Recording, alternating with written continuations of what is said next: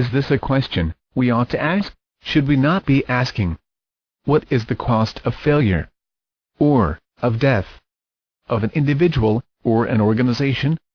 Or, collapse? Of an individual, or an organization? Is there a price we are willing to pay?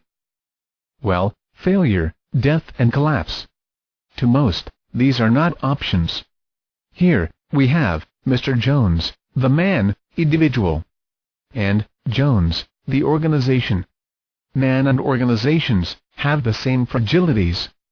Both are vulnerable, and can be hit by internal risk situations, or by something uncontrollable from the external environment.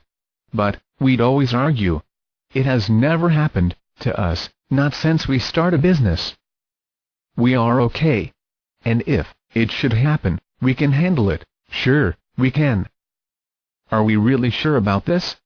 Or is it just that we've been lucky so far? It is really not a question of whether it will happen to us, but when. Then, when it happens, can we cope with it?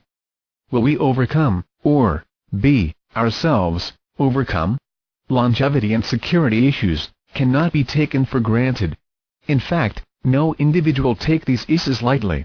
This should also be, in the case of businesses, to be taken seriously. Now, we will try to see which weighs less, which will be the advantageous option. So, what can be the cost of a disaster? In dollars, could it be $1 million? Or more? Or less? What about human injury, deaths, and damage to reputation? Loss of business opportunities. We should not forget fines, penalties imposed by authorities, or the cost and burden of lawsuits. Whatever it is, no organizations want to have a disaster on hand. Many will not afford the ultimate price. How about the cost of implementing a resilience program? First, this is what a resilience program would consist of. Does it look daunting? It is complex, yes. But, in reality, it is no more complex than one of your business operations. The main cost is the project implementation costs, which is a once-off burden. This will be the executive time and energy, the consultant's costs, and other project resources. Depending on the size and nature of business, this cost could range widely between 30,000 to 150,000 Singapore dollars. The recurring costs would be the program maintenance. This comes in the form of situational reviews carried out twice annually, and includes plan testing and rehearsals, and training sessions. Again, depending on the organization, the cost would amount up to $20,000 per annum. This is a recurring cost annually. Okay, back to the weighing scales. Which is more affordable? Disaster or resilience program? Well, the logical and right decision, for the long run, should be to go for a resilience program. Isn't it? There is good news. The Singapore National BCM program provides grant to offset companies who implement BCM programs.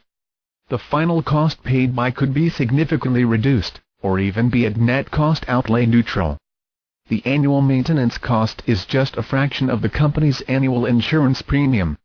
It is always possible to seek the underwriters to lower the premium rates because now the company has resilience through the BCM program. So, what is the price of corporate resilience? We looked at organization risk situations. We are invariably at risk. Then we say, we need to consider the costs of installing a resilience program.